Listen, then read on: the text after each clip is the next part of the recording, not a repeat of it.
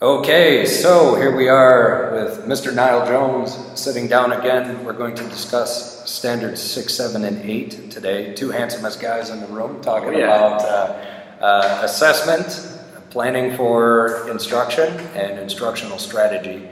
So the last video that Mr. Jones has just been forced to watch. So first of all, there were two separate cuts of the video, and the one that was submitted was obviously trimmed down and made to look as pretty as possible. But this one was that you saw, Mr. Jones, was very raw. Yeah, in its essence. There were a couple things that worked and a couple things that really didn't. Sure. So first of all, you've seen the video. Is there any kind of tips that you would have? I guess let's start off with standard 6 and assessment.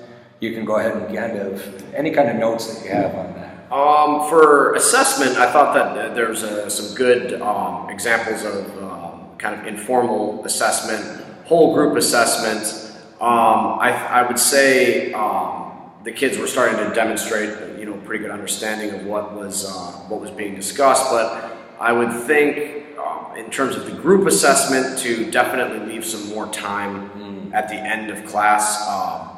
By the end, class was almost over. The kids were a little bit rushed. I know that some kids some groups hadn't finished, some had. Some groups had written more than other groups. And so I'd make sure that next time you do an activity to just watch your time management and make sure that you're checking to leave enough time for that assessment.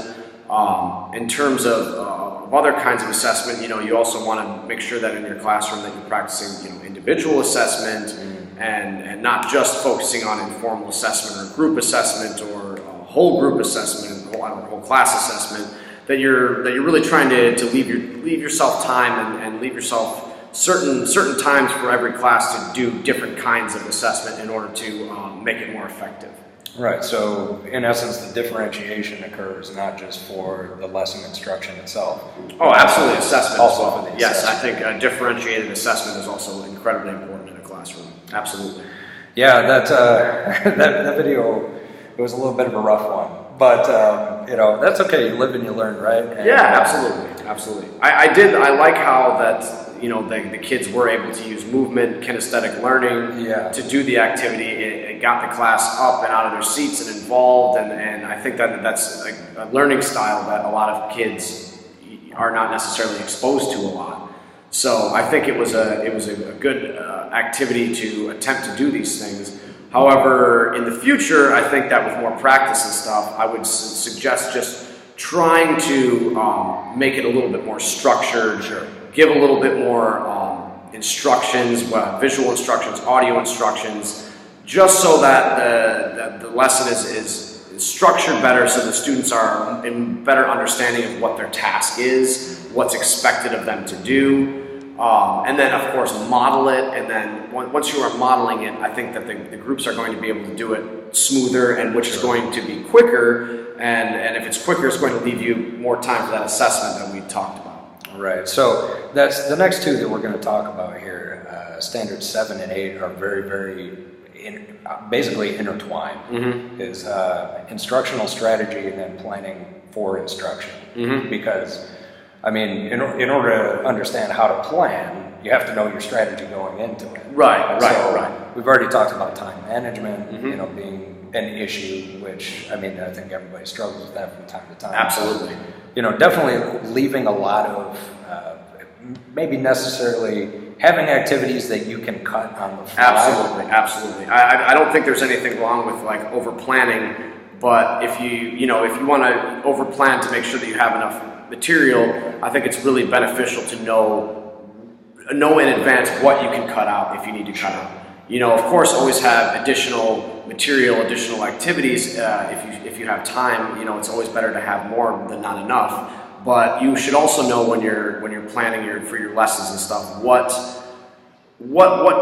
parts of the lesson can you cut out and still get your objectives done. Yeah. What additional things are able to get cut out, but not sacrificing obtaining your overall objectives of the lesson. So not sacrificing the essence of the lesson. us. Of course, It's of just course. what we're trying to protect. Sure. So, okay, now to the viewers who actually were forced to sit through that, the 2 out of the 3, so I had 2 out of 3 kinesthetic activities that made it into the final cut. And the last one just divulged into a free-for-all. And I think that there were some things that probably could have been done differently in order to prevent that from happening. Right. And so if you would think about what happened in that video, what would you suggest in the future going forward for next time that we plan an activity like that? What would you suggest as a better way to order and, set this up? I would definitely give it more structure. Sure. I would I probably wouldn't be saying like, who wants to do this, just let's call up the entire class to the front. I would probably break it down into smaller parts and do it instead of as a whole class. I would do it group by group. Of course, we can still have the whole class involved in the activity, but it's going to be much easier to manage because I think it was a good idea in trying to demonstrate what you were teaching them. However, when you get the whole class involved and without giving them kind of more detailed instructions and telling them what your expectations are and giving them instructions on what, so that way the students know what they have to do, what their task is. I think that some of the students, they wanted to get up there to have some fun and everything, and they were not maybe necessarily like thinking about how this relates to what was being learned from the reading story.